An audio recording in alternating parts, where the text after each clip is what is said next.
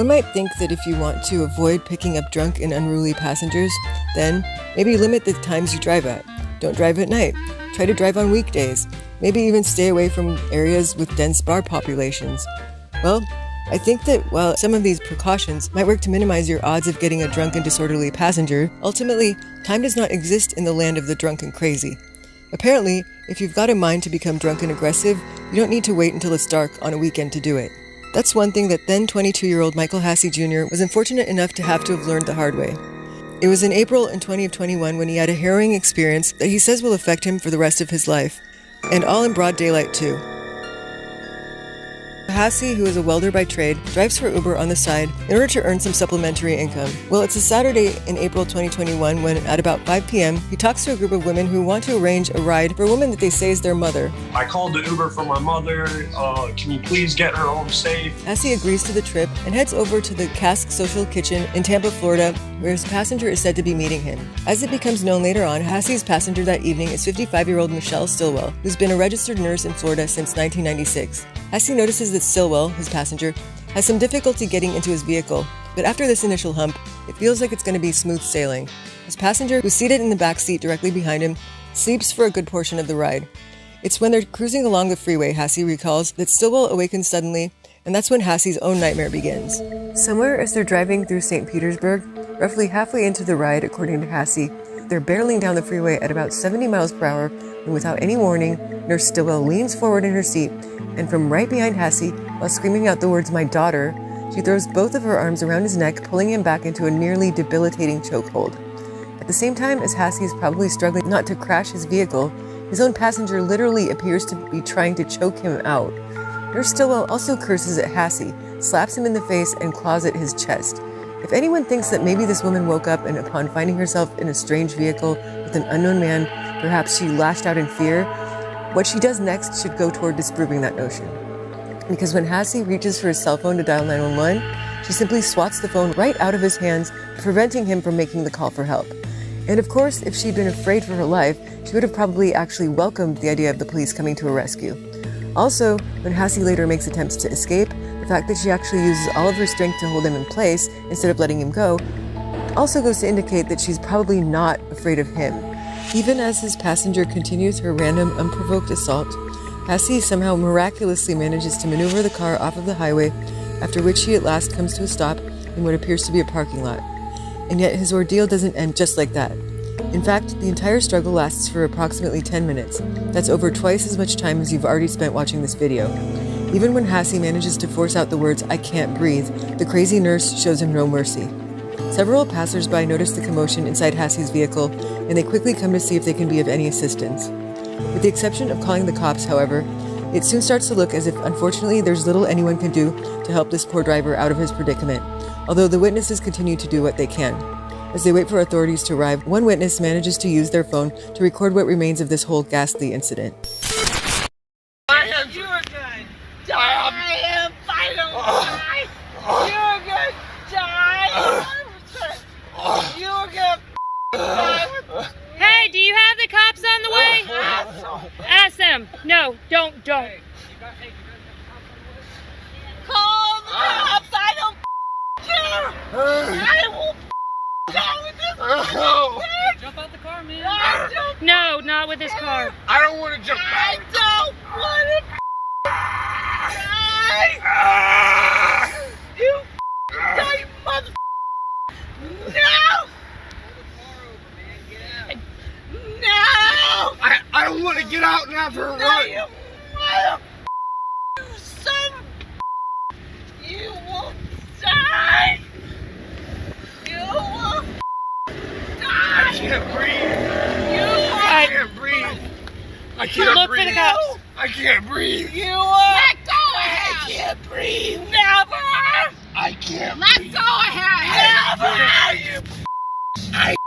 That was your daughter. Never die. He's not doing can't it! You can't breathe. I'm just your Uber driver. I'm just your Uber driver. Stop! Let go of him! No. You're gonna go to jail! You're gonna go to jail! I don't care. Why are you strangling this man? He's done nothing! My daughter. No. Get her to to put my hands on him. No! I just don't want to put my hands on him. Please stop. Yeah. Please stop. I have done nothing. I have done nothing to deserve this. You were asleep the entire car ride and woke up and started screaming and punching me.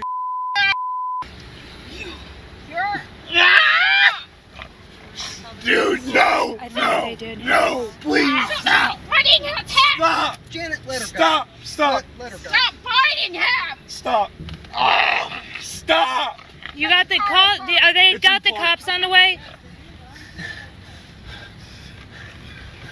Get her, honey. Just leave her. It's fine. It's fine. It's fine. It's fine. It's fine. I don't want. She's biting him! I can't get them out. I know. Ma'am, stop biting him. Oh, there's blood, man. I'm sorry. Turn your car off. Hungry Howie's at 47th Avenue North and 49th Street. We need the cops here like now. Oh, We need my the cops here God. now. There's two Get violence. him hard. Lock your door. St. Petersburg. Hang on the door. He's got... Lock the door. 72785. Don't let Hey, her out. lean against that door, please. I just don't want to Nope. inside of my car. You want You're your fine, kid? honey. You're all right. I don't know what you're talking about. Talk to him. All right, well, you can sit there and chill out for a second. You need to talk to him. Okay, well, sit there and chill out for a second. No, come on. My kid. My daughter. Don't touch me. Don't. Don't touch I'm me. not gonna touch you. She's gonna up my car.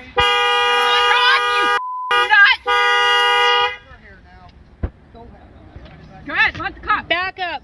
Hang on the door. Well, as the old adage goes, a picture is worth 1,000 words. And if there was ever any doubt as to what went down inside Hassey's vehicle on that fateful Saturday evening, the video just watched should certainly clear up any confusion.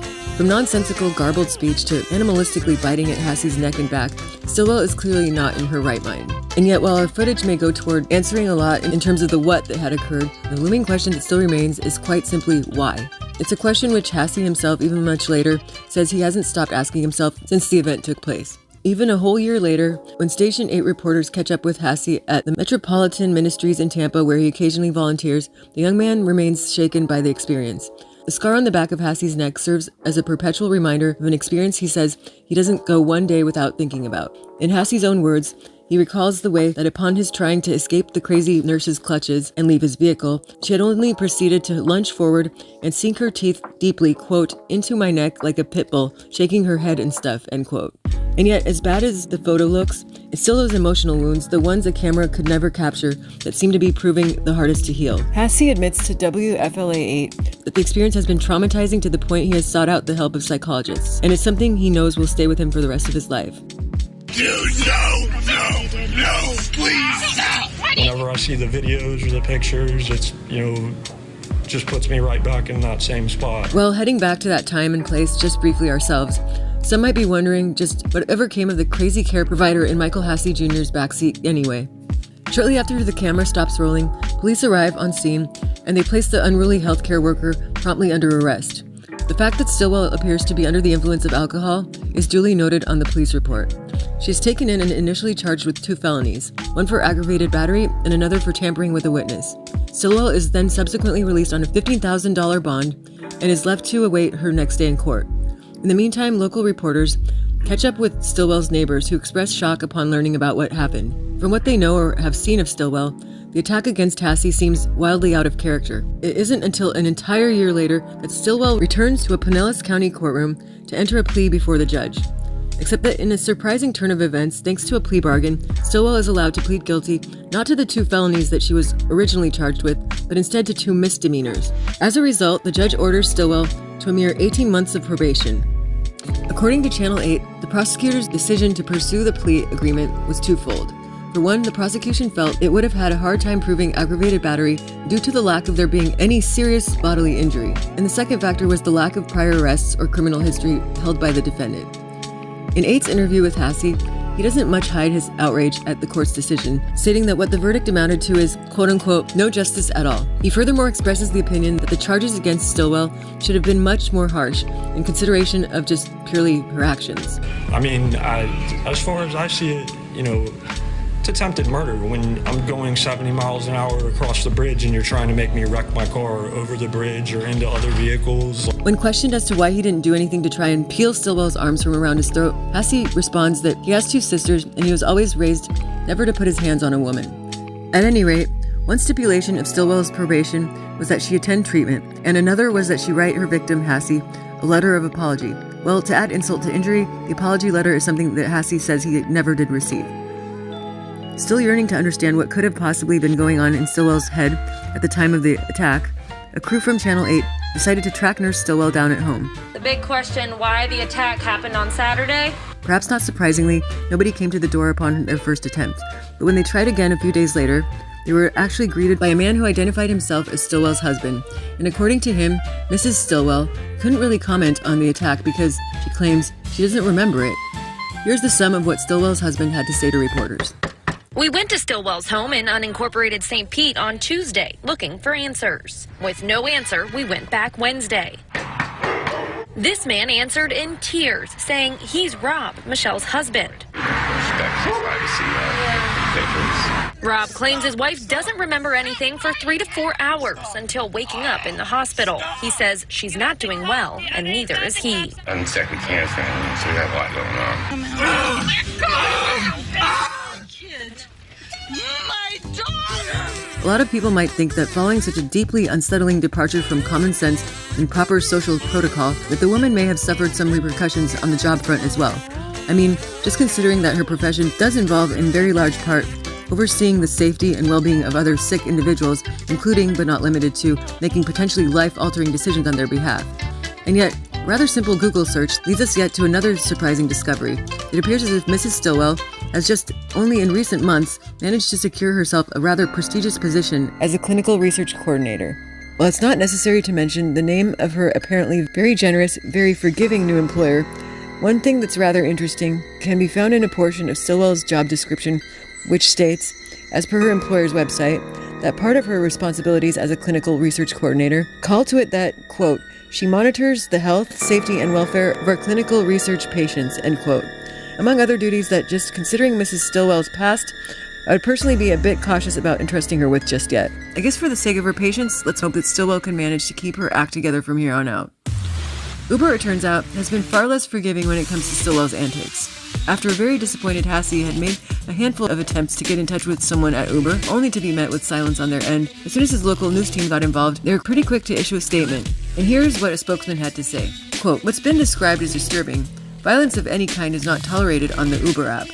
And we immediately removed the rider's access as soon as this was reported to us. Hassey, suffice it to say, remains unimpressed with the way Uber has handled his situation, and he has taken action in the form of having his lawyer send a demand letter to Uber. According to WFLA8, this demand letter claims that, quote-unquote, the company had little to no adequate safety measures in place to protect its drivers. Specifically, this refers to its failure to provide, quote, mandatory dividers to separate Uber drivers from their passengers, end quote.